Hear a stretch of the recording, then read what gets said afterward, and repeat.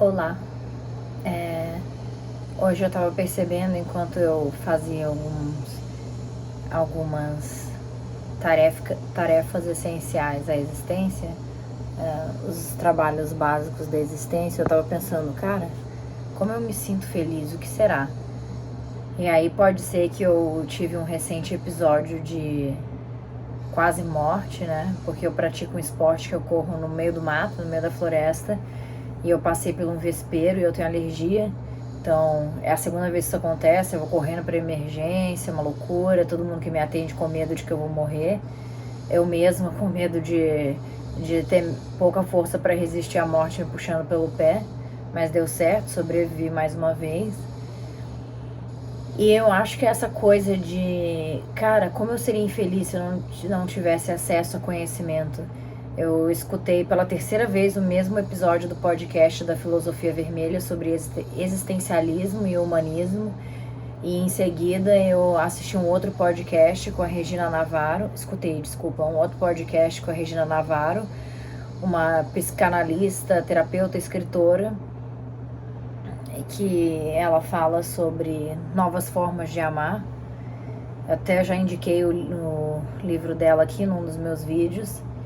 E, nossa, dá um gozo tão grande entender que não existe limitações para nossa breve existência. É tudo responsabilidade nossa, a forma como nós vivemos. Não temos ninguém a culpar se a gente não veio da forma que a gente queria, se a gente ficou numa situação mais tempo que a gente queria, se a gente abriu mão de algo, sabe? Tudo somos nós. E isso dá um medinho, mas por outro lado dá um vigor interno, assim, de, arregaça as mangas e mãos à obra, porque tudo depende de mim. E a Regina Navarro, ela fez 75 anos, final do ano passado, e ela falou, quem fala por aí que a terceira idade é a melhor idade, tá mentindo, porque não é.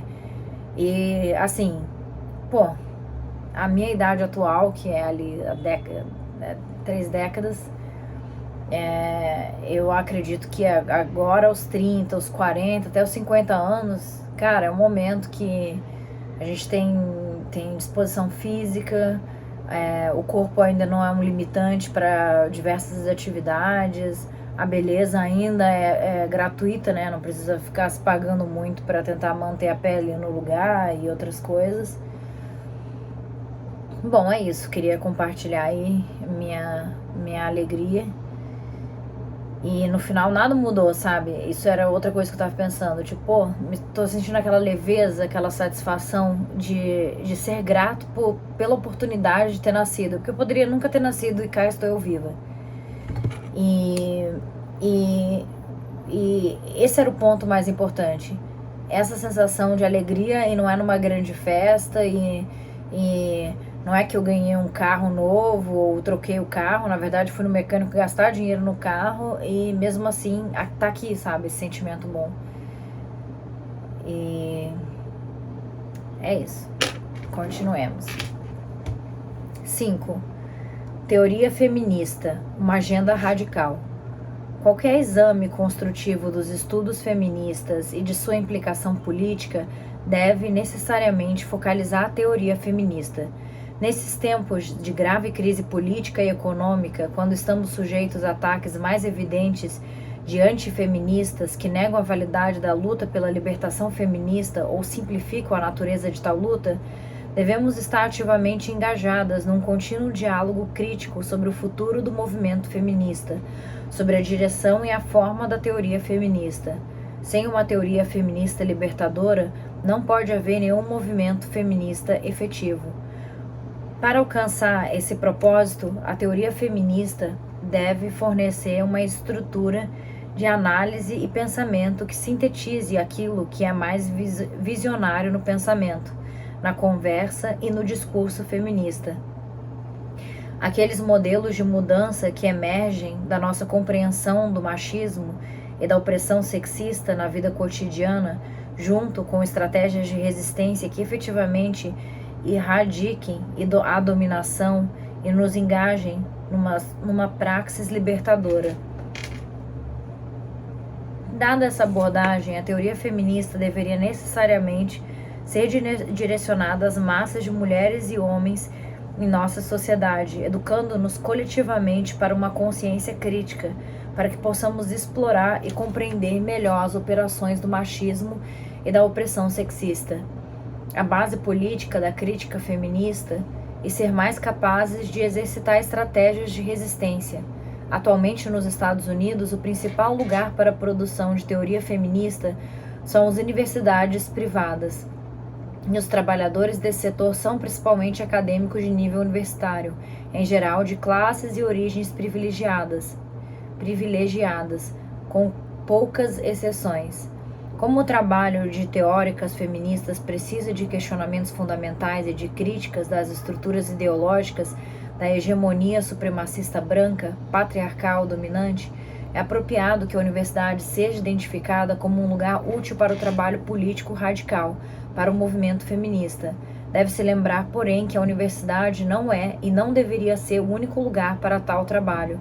Mulheres e homens acadêmicos engajados na produção de teoria feminista devem ser responsáveis por estabelecer maneiras de disseminar o pensamento feminista, que não só transcendam as fronteiras do cenário universitário, mas também da página impressa. É também a nossa responsabilidade promover e encorajar o desenvolvimento de teoria feminista por pessoas que não são acadêmicas. Enquanto a universidade permanecer como o lugar central para o desenvolvimento de estudos feministas, é necessário que examinemos como nosso trabalho é e pode ser enfraquecido. É necessário que examinemos como nosso trabalho é e pode ser enfraquecido. Problemas sérios com a produção e a disseminação da teoria feminista estão enraizados nas várias contradições que confrontamos dentro de cenários universitários. Cada vez mais, somente um tipo de teoria é visto como valioso, aquele que é eurocêntrico, linguisticamente empolado e embasado em abordagens filosóficas ocidental masculino branco machistas e racialmente tendenciosas. Quero deixar claro aqui que a minha crítica não se dirige ao fato de que as teóricas feministas se dediquem a tal tipo de teoria, mas a que tal tipo de teoria seja cada vez mais vista como a única com significado e importância. Isto é problemático. Ao invés de expandir as nossas noções de teoria, incluindo teorias que podem ser produzidas em diversos estilos de escrita, com sorte até produziremos teoria começando com o empírico antes de entrar na fase escrita. A visão do que é teoria se torna um conceito estreito e redutivo. Ao invés de derrubar estruturas de dominação, tal teoria é geralmente empregada para promover um elitismo acadêmico que abarca estruturas tradicionais de dominação. Acadêmicos que produzem teoria seguindo essas linhas se veem com frequência como superiores àqueles que não fazem. A hierarquia opressiva é, portanto, reforçada e mantida. A teoria feminista está se tornando radicalmente outra esfera do elitismo acadêmico, no qual o trabalho, que é linguisticamente ininteligível, que se aproxima de outros trabalhos similares, é considerado mais sofisticado intelectualmente, mais teórico do que o trabalho que é mais acessível, uma vez que o estereótipo de teoria é sinônimo de empolado, difícil de compreender. Toda vez que isso acontece, o potencial radical subversivo dos estudos feministas e da teoria feminista, em particular, é enfraquecido. Quando Audre Lorde fez aquela tão citada, embora mal compreendida declaração, a ferramenta do Senhor jamais desmantelará a casa do Senhor. Ela não advertia de que, se estivermos dispostos de verdade a fazer uma mudança revolucionária, devemos nos envolver num processo de pensamento visionário que transcenda os caminhos do conhecimento privilegiado pelo poder opressivo. Na profunda estrutura dessa declaração, Lorde estava nos lembrando de que é fácil para as mulheres e qualquer grupo oprimido e expressado tornar-se conivente com as estruturas de dominação, usando o poder para reforçá-las ao invés de defini-las e mudá-las. Enquanto as estruturas institucionais impõem valores, modos de pensamento e maneiras de ser à nossa consciência, aqueles de nós que trabalham em ambientes acadêmicos frequente e involuntariamente, de maneira involuntária, passam a se comprometer com a produção de teoria feminista que objetiva criar uma nova esfera de elitismo teórico. Pesquisadoras feministas que fazem um trabalho que não é considerado teórico e intelectualmente rigoroso são excluídas desse setor de união privilegiada. Isso enfraquece seriamente o movimento feminista. Significa que não só perdemos de vista a necessidade de produzir teoria feminista relacionada diretamente com as vidas concretas de mulheres e homens afetados pela opressão sexista, mas também que nos comprometemos com uma disputa de poder improdutiva e desnecessária, que desvia as nossas energias críticas e leva nossos propósitos à derrota. A produção e a disseminação de teoria feminista em formas que alienam, que não podem ser compreendidas, tem promovido o crescimento contínuo do feminismo anti-intelectualista e intensificado a resistência à teoria dominante no movimento feminista recente.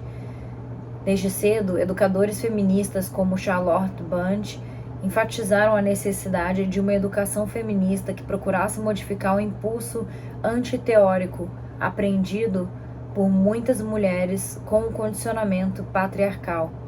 Quando a mais valiosa teoria feminista é articulada de forma a não permitir a comunicação efetiva de ideias, ela reforça o medo, especialmente por parte do explorado e do oprimido, de que a intenção de teorizar não seja libertar, mas mistificar. A reação antiteórica tende a privilegiar as ações concretas e a resistência empírica ao machismo, porém estritamente focada em seu impacto. Enquanto o ambiente universitário for o lugar central para a produção de teoria e as acadêmicas e acadêmicos estiverem engajados num setor de trabalho competitivo, apoiador e perpetuador de todas as formas de dominação, teóricas e teóricos feministas precisarão estar conscientes de não apoiar noções monolíticas de teoria. Precisamos constantemente defender a necessidade de múltiplas teorias emergindo de diversas perspectivas em diversos estilos.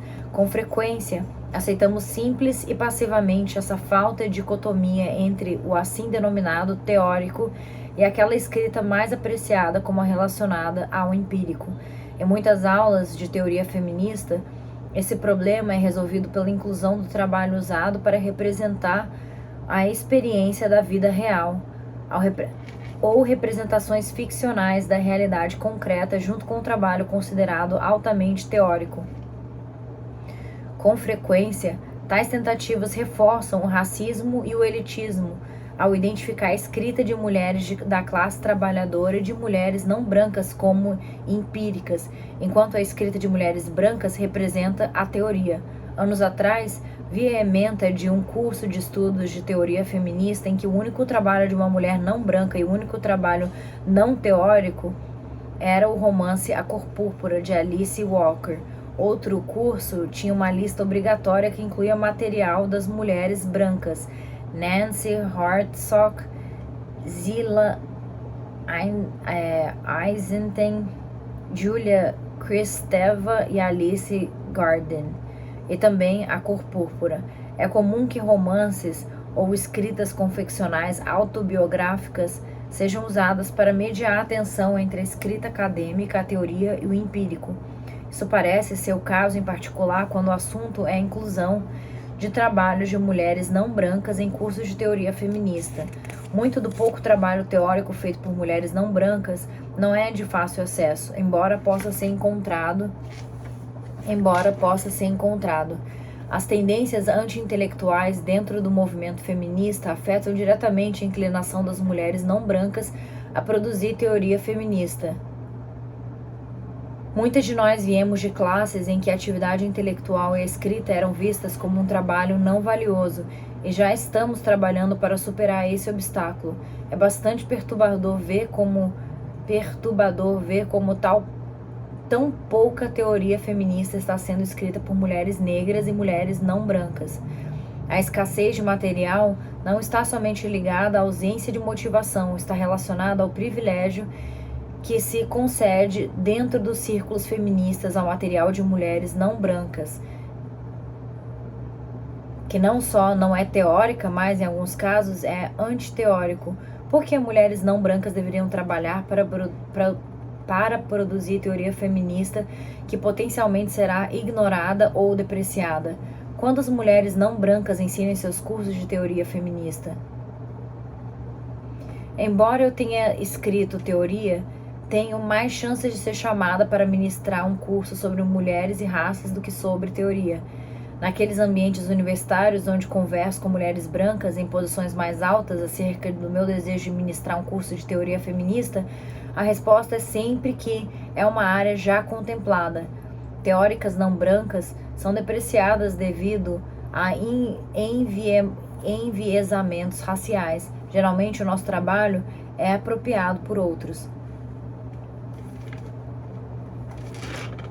No meu ensino e na minha escrita, tenho tentado, no espírito de Charlotte Bunch, cujos primeiros textos sobre mulheres e educação foram importantes precisamente porque incentivavam mulheres a não ter medo da teoria, encorajar mulheres, em particular mulheres negras, a reconhecer o valor e a importância da teoria, a reconhecer que todas nós utilizamos teoria na nossa vida diária.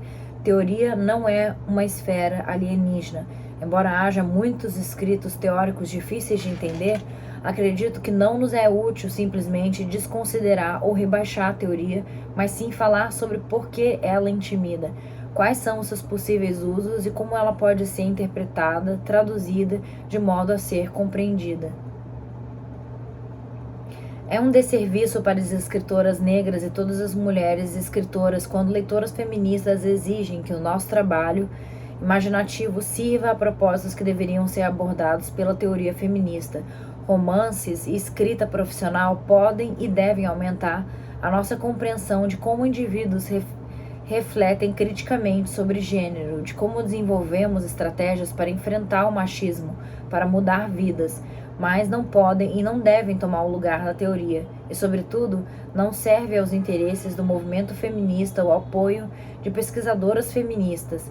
A esta separação desnecessária e perigosa, esse trabalho teórico e aquele trabalho mais empírico. Foi perturbador para mim ler recentemente o ensaio de The Race for Theory, a raça, corrida para a teoria, de Barbara Christian, no qual ela sugeria repetidas vezes que mulheres negras e pessoas não brancas sempre teorizaram, mas de formas bem diferentes da forma ocidental de lógica abstrata. Essa afirmação é simplesmente equivocada. Se tivesse sido feita por uma pessoa branca, acredito que muitas pessoas teriam se incomodado com essa mensagem. Quando ali, logo pensei em diferentes grupos de pessoas africanos, como os Dogon, etnia que habita uma região compreendida entre o que hoje conhecemos como Mali, Níger, Burkina Faso, no oeste da África, que tem esquemas lógicos muito abstratos para apoiar rituais focados na criação de sujeitos engendrados. Sempre digo a estudantes que usam a palavra abstrato para criticar um trabalho que na vida cotidiana usamos tanto como linguagem quanto conceitos que são muito abstratos. Esse ponto é mostrado maravilhosamente no trabalho coletivo Female Sexualization, Sexualização Feminina, editado por Frigga Hugg, que escreve: ao contrário de sua reputação, a nossa linguagem cotidiana é mais do que um pouco abstrata. Ela suprime a concretude dos sentimentos, pensamentos e experiências, falando deles apenas à distância. Recentemente, passando por um homem negro que vive em situação de rua, eu o cumprimentei dizendo: "Ei, como tá indo?" E ele respondeu: "Meio do caminho, tô só no meio do caminho." No meu curso de literatura afro-americana naquele dia, usei o comentário dele para falar sobre abstração. linguagem e interpretação, e sobre o problema de supor que pessoas negras comuns ou gente do dia a dia não usam a teoria abstrata. Em determinado momento, Barbara Christian escreve: eu e muitas de minhas irmãs não vemos o mundo como sendo tão simples, e talvez seja por isso que não temos pressa em criar teorias abstratas. Sim, nós não temos pressa em criar teoria feminista abstrata, e eu, pelo menos, acredito que isso é trágico. Não fazemos isso precisamente por nossos medos de articular aquilo que é abstrato. Toda teoria que eu vejo emerge do campo da abstração, mesmo aquelas que emergem do mais concreto das experiências do cotidiano. Meu objetivo como pensadora e teórica feminista é pegar aquela abstração e articulá-la numa linguagem que se torne acessível, não menos complexa ou rigorosa, mas simplesmente acessível. Apesar de concordar com a crítica de Barbara Christian sobre a maneira pela qual certos tipos de teoria feminista não são vistos como um discurso de autoridade, apontando para os perigos disso, uma preocupação deste ensaio, é importante que não resistamos a essa tendência hierárquica, desmerecendo a teoria em geral. Existe um lugar para a teoria que usa linguagem empolada, metalinguagem. Entretanto, tal teoria não pode se tornar a base para o movimento feminista, a menos que seja mais acessível. Não é incomum que mulheres que escrevem teoria diminuam a sua importância quando questionadas sobre como ela se relaciona com a vida real, com a experiência do dia a dia das mulheres. Tais rejeições reforçam a hipótese equivocada de que toda teoria é e tem sido inacessível. Nos últimos anos, o foco de alguns círculos feministas no empírico, como parte das tentativas de desviar a atenção para longe do trabalho teórico, tem anuviado falhas críticas no pensamento feminista e bloqueado a conscientização da necessidade urgente de produção de teoria feminista visionária. Tal teoria emerge somente a partir de um contexto no qual há tanto uma integração de pensamento crítico e experiência concreta, quanto um relacionamento de como ideias críticas formuladas abstratamente impactarão a experiência cotidiana. A teoria feminista visionária deve estar articulada de um modo acessível se quiser ter impacto significativo. Isso não sugere que todos serão capazes de ler tal trabalho. A incapacidade de ler ou escrever torna impossível para massas de pessoas aprender sobre teoria feminista escrita. A alfabetização deve se tornar uma prioridade estratégica para feministas. Ainda assim, o que não pode ser lido pode ser falado, e falar tanto em palestras quanto em conversas cotidianas é uma maneira efetiva de compartilhar informação sobre teoria feminista, como o material impresso também é, mesmo que a base da teoria esteja apoiada no discurso escrito. Ela não precisa acabar aí. Existem trabalhos de estudo feministas e teoria feministas que são acessíveis a um grande número de leitores e podem ser facilmente discutidos. Para nomear apenas alguns, Class and Feminism, Classe e Feminismo, editado por Charlotte Bunch e Nancy Mirren em 1974, Women and the New World, Mulheres e o Novo Mundo, um panfleto anônimo publicado em 76, Top Ranking Essays on Races and Classism in Lesbian Communities, no topo do ranking, ensaio sobre racismo e classismo nas comunidades lésbicas, editado por Joanne Gibbs e Sarah Bennett em 1979, Building Feminist Theory, Construindo Teoria Feminista, 1981, e The Politics of Reality,